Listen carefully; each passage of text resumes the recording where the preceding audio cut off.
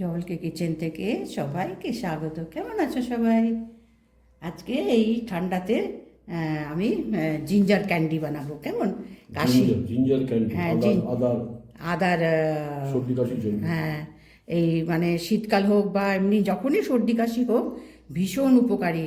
মানে এই একটা যদি ক্যান্ডি খাওয়া যায়, মানে এগুলো গোল গোল ছোট বলের দেখাচ্ছি আমি, এগুলো করতে হবে। তো এগুলোর জন্য দেখো আমি এখানে 50 গ্রাম আদা আমি পেস্ট করে নিয়েছি, আর এখানে গুড় নিয়েছি। এটা তোমার গিয়ে 100 থেকে 100 একটু আশপাশে হবে, হয়তো একটু কম একটু বেশি হবে। তো এই আদার জন্য এখানে 1 বাটি গুড় নিয়েছি। আর এখানে তোমার গিয়ে মশলা কিচ্ছু না, হলুদ দিয়েছি হচ্ছে অ্যান্টিসেপটিক। কেমন? আর এখানে একটু টেস্টের জন্য গোলমরিচ নিয়েছি, এটা বিট নুন, এটা নুন, আর অল্প একটু তোমার ভাজা জিরের গুঁড়ো। তো এবার আমি শুরু করি, গ্যাসটাকে চালু করে দিই। এবার আমি গ্যাস চালু করে আমি কড়াইটা বসিয়ে দিয়েছি। আচ্ছা, এখানে একটু সামান্য একটু জল দেবো, খুব অল্প, 2-3 চামচ মতন, বেশি না। জল দিলাম, দিয়ে এর মধ্যে এই যে কাশি, যে শুকনো কাশি ঠান্ডা লাগলে যে আমাদের হয় না, এই যদি একটা খাওয়া যায় তো ভীষণ উপকার হয়। এই ক্যান্ডিটা যদি ঘরে আমরা বানিয়ে রাখি তো এটা ভীষণ উপকারে আসে। সেই জন্য এটা যদি একটু আদা নিয়ে এসে এরকম বানিয়ে রাখা যায় তো বছর ভর তোমার গিয়ে ভালো থাকে। তো আমি প্রথমে গুড় দিলাম, দিয়ে এই আদাটা দিয়ে দিলাম। আদাটা আমি পেস্ট করে নিয়েছি, আদাটা দিলাম।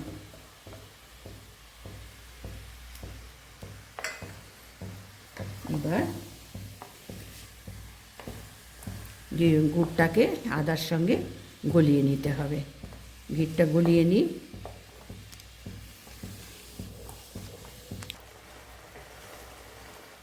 দেখো গুড়টা পুরো গলে গেছে।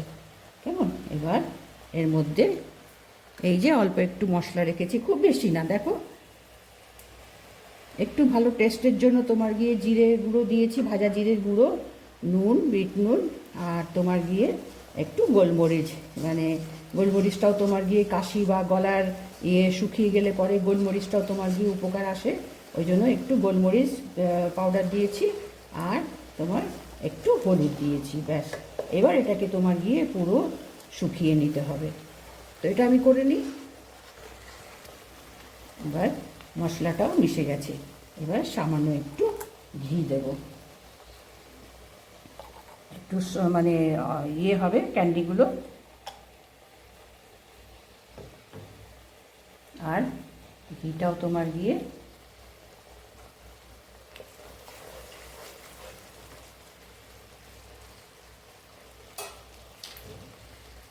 ভালো একটা ফ্লেভারও আনবে। এটা হচ্ছে গাওয়া ঘি, কেমন, যেটাকে আমরা দেশি ঘি বলি, দেশি ঘি বলি। এবার এটাকে তোমার গিয়ে পুরো শুকিয়ে নিতে হবে, বেশি সময় লাগবে না, কেননা জল খুব কম দিয়েছি না। আর আদাটাকেও আমি মানে বিনা ইয়েতে পিষে নিয়েছি। দেখো বেশ এরকম একটা, দেখো এরকম বুদবুদ মতন আসছে, আর একটু তোমার গিয়ে এটা পাক দিয়ে নিতে হবে। এবার এটা দেখো হয়ে গেছে। এই যে তোমার গিয়ে এটা অবশ্যই একটু জলের ফেলে দিলেও হবে, তার দরকার নেই। এই যে তোমার গিয়ে বাবলসগুলো আসছে না, এতেই তোমার গিয়ে বোঝা যাবে। এই দেখো, এই দেখো, দেখেছো বাবলসগুলো আসছে, কড়াইটা এরকম ছেড়ে যাবে। তো সেইটা তোমার বুঝতে হবে যে পাকটা তোমার গিয়ে পুরো হয়ে গেছে।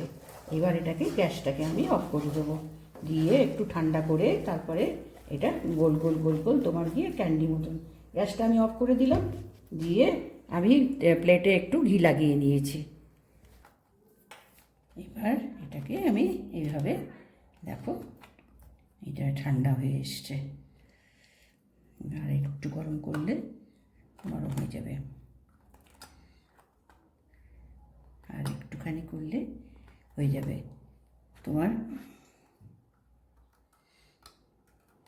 ভীষণ তাড়াতাড়ি এগুলোকে করতে হয়, তা নাহলে কী হয়, ঠান্ডা হতে শুরু করলেই তোমার গিয়ে এগুলো শক্ত হয়ে যেতে থাকে।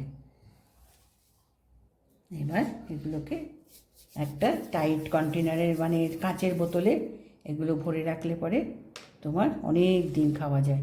এবার এর গায়ে একটুখানি এই যে আমি করে রেখেছি তোমার চিনি গুঁড়ো, কেমন, একটু চিনি গুঁড়ো এগুলোকে মাখিয়ে নিতে হবে। একটু চিনি গুঁড়ো মাখিয়ে রাখলে পরে কি এর গায়ে তোমার গিয়ে মানে হাওয়া লাগলে তাহলে নরম হয়ে যাবে না। এরকম তোমার গিয়ে করে রাখতে হবে। এবার এগুলোকে দেখো একটু তোমার গিয়ে চিনির পাউডার মানে চিনি গুঁড়ো করে চিনির পাউডার একটু মাখিয়ে রাখলে পরে তাহলে এগুলো তোমার গিয়ে অনেক দিন তোমার ভালো থাকবে। তোমার আর এমনিও রাখা যেতে পারে, কোনো অসুবিধা নেই, কিন্তু এটাকে তোমার গিয়ে এয়ারটাইট কাচের বোতলে ভরে রাখতে হবে। এবং যখনই কাশি হোক বা এমনিও তোমার গিয়ে আদা আর গুড় তো দুটোই তোমার গিয়ে হেলদি মানে শরীরের পক্ষে। তো এখন শীতের সময় বা যখনই ঠান্ডা লাগলে বর্ষার সময় কাশি হলে পরে শুকনো কাশি একেবারে সেই রামবাম বাম বলে একেবারে, মানে এইগুলো খেলে পরে খুবই হেলদি এবং শরীরটাকেও গরম রাখে, কাশি নেমে যায়। তো আমি এটা আজকে ঘরে বানালাম, দেখালাম, দেখো খুব অল্প জিনিসে কত উপকারী একটা জিনিস ঘরে বানিয়ে নেওয়া যায়। তো এটাকে দেখলে পরে লাইক করো, সাবস্ক্রাইব করো, কেমন, এবং শেয়ার করো। এই জিনিসগুলো শেয়ার করলে পরে তাহলে সবাই যদি বানিয়ে নেয় ঘরে তাহলে আর কিনতে হয় না, ঠিক আছে।